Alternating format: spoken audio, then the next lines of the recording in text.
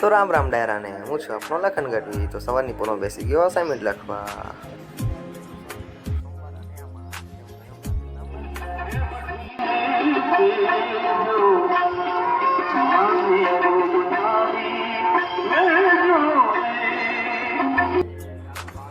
તો ત્યાં પૂજા વિધિ કરીને અમે નીકળ્યા ઘર માટે.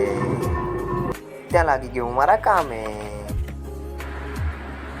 ત્યારબાદ જમી કરીને નીકળ્યો મારી કોલેજ માટે. સતત 2 કિલોમીટર ચાલ્યા બાદ હું પહોંચ્યો મારા મુંદ્રા બસ સ્ટેન્ડે.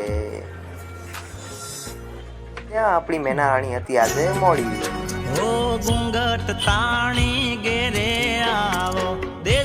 ત્યારબાદ કઈ આવા દ્રશ્યો જોવા મળ્યા.